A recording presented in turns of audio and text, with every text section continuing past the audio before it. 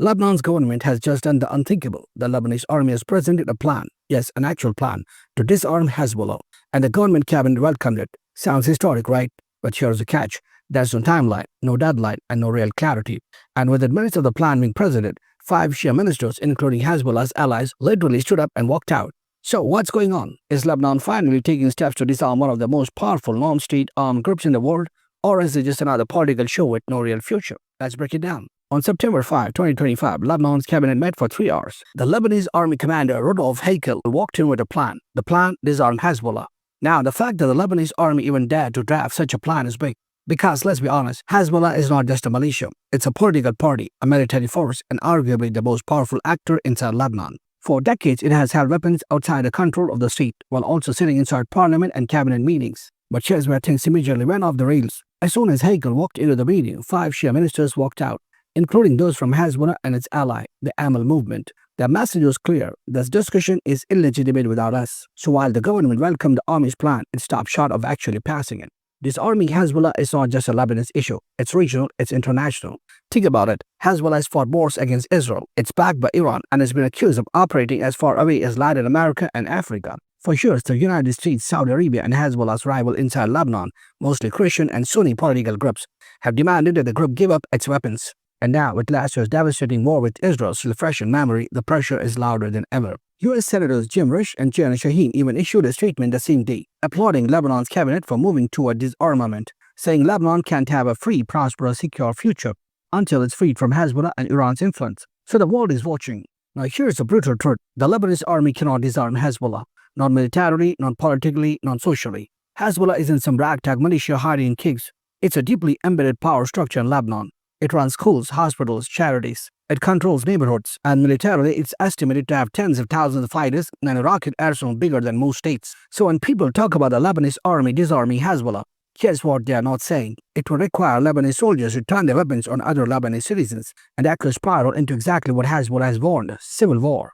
The walkout by Hezbollah and Amal ministers wasn't just symbolic, it was strategic. Hezbollah-aligned Labor Minister Mohammed Haider basically said, any decision taken in the absence of Shia ministers is null and void. Why? Because Lebanon's entire political system is built on sectarian power sharing. Every big decision needs spying across sects: Christian, Sunni, Shia. Without it, the government doesn't function. So even if the army has a plan, even if the cabinet welcomes it, without Shia representation in the room, the plan is dead on arrival. And Hezbollah knows this. That's why they didn't just oppose a plan. They staged a walkout to delegitimize the entire process. Now let's zoom out.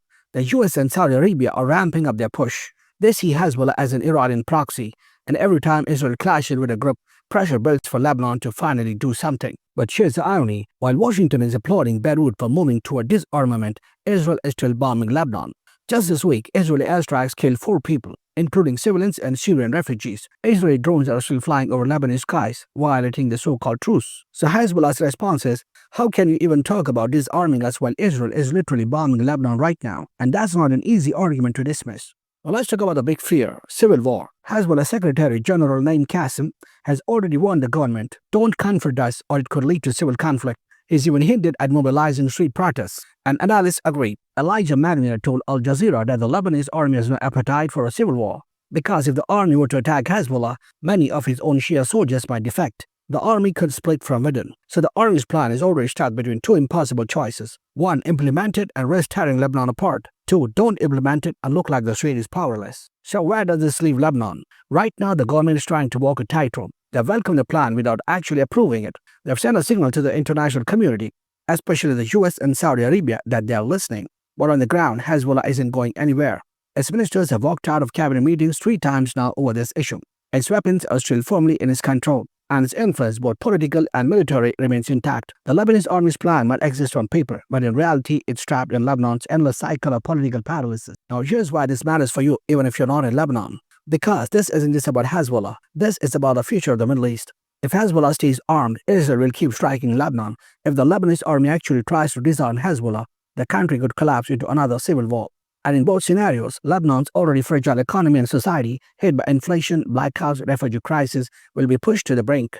Meanwhile, the US, Saudi Arabia, Iran, and Israel are all using Lebanon as a chessboard for their own interests. So what looks like a cabinet plan in Beirut is actually a flashpoint that could redraw the region's future. So let's go back to the question we started with. Is Lebanon finally disarming Hezbollah?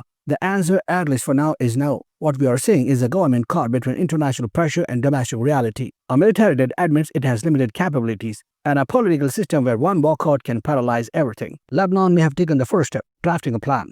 But unless there's unity, unless there's a real shift in power, Hezbollah's weapons aren't going anywhere. And that means the shadow of war, whether with Israel or with Lebanon itself, isn't going anywhere either. What do you think? Should Lebanon risk everything by pushing to disarm Hezbollah now? Or is the cost of trying simply too high? Let me know your thoughts in the comments, and if you want deeper dives into stories the mainstream media barely touches, make sure you hit subscribe. Because the story, Lebanon's struggle with Hezbollah, isn't just a headline, it's a battle over who controls the future of the Middle East.